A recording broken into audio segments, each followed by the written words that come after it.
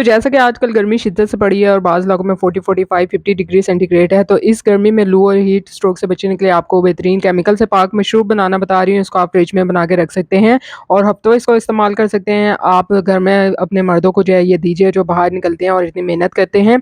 तो इसका सारा तरीका मैं आपको बताऊँगी, इसमें डलने वाली सारी चीज़ें फ़ादियत बेपनाह रखती हैं। तो चलते हैं रेसिपी की जानिब।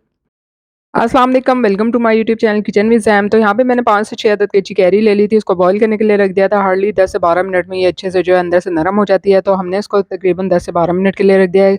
आप जितनी कैरी ले रहे हैं उसकी क्वांटिटी के हिसाब से आप जो है उसको टाइम दीजिए। यहाँ पे मैंने 1 से 2 टेबल स्पून तोखम मलंगा लिया था। जब तक कैरी हमारी बॉयल हो रही है तो मैंने इसको पानी में डिप कर दिया था।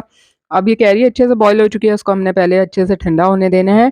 यहाँ पे तोखम मलंगा भी देखिए अच्छे से डिप कर दिया था तो फूल चुका है, और 1 टेबलस्पून सौंफ लिया, 2 से 3 दाने इलायची के लिए हैं। अच्छे से जो है इसको ग्राइंड कर लिया था मैंने।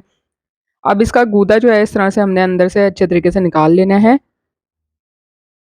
इसको आम का पन्ना भी कहा जाता है और बेहतरीन मशरूब है गर्मी के लिए, लू के लिए, हीट स्ट्रोक के लिए। आप लोग जो है बनाकर फ्रीज़र में रख लीजिए, क्योंकि कैरी जो है वो थोड़े वक़्त के लिए आती है और उसके बाद जो है वो नहीं मिलती है। तो आप लोग एक दफ़ा इसको बना के रख लीजिए, बहुत ही ज़्यादा फ़ायदेमंद मशरूब है।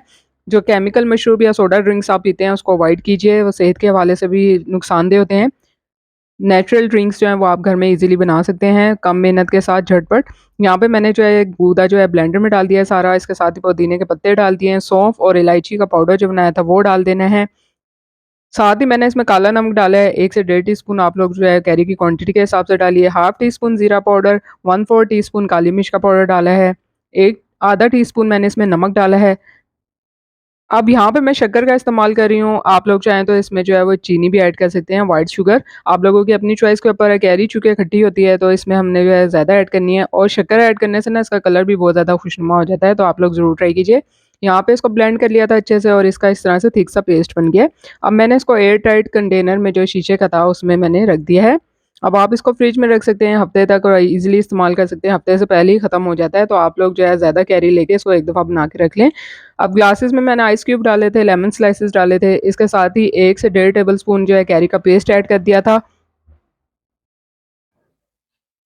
इसमें जितनी भी सारी चीज़ें जा रही हैं ना, वो गर्मी के लिहाज से बेहतरीन है। अब जैसे तुखम मलंगा हम डाल रहे हैं, इसके अलावा ये जो हमने कैरी बनाया पेस्ट बनाया है, वो भी पुदीने की जो पत्तियाँ हैं, वो भी ठंडक पहुँचाने के लिए बेहतरीन है। इसके अलावा मैदे के लिए जो है बेहतरीन मशरूब है, तो आप लोग ज़रूर ट्राई कीजिए। और जितना टेम्परेचर बढ़ रहा है ना 45-50, उसके हवाले से ये आइडियल मशरूब है। तो लीजिए, मज़ेदार सा कैरी का शरबत जो है तैयार हो चुका है, जिसको आम का पन्ना भी कहा जाता है। तो उम्मीद करती हूँ कि आपको आज की ये रेसिपी पसंद आएगी। रेसिपी पसंद आई है तो लाइक और शेयर करना बनता है। साथ-साथ चैनल को भी सब्सक्राइब कीजिए, बेल आइकन के बटन को प्रेस कीजिए ताकि मेरी हर आने वाली वीडियो रेसिपी आपको बर वक़्त मिल सके। जल्द मिलूँगी आप लोगों के साथ इसी तरह से मज़ेदार और ठंडी रेसिपी के साथ, और बकरा ईद की भी स्पेशल रेसिपीज़ आपसे शेयर कर रही हूँ। इजाज़त दीजिए। अल्लाह हाफ़िज़।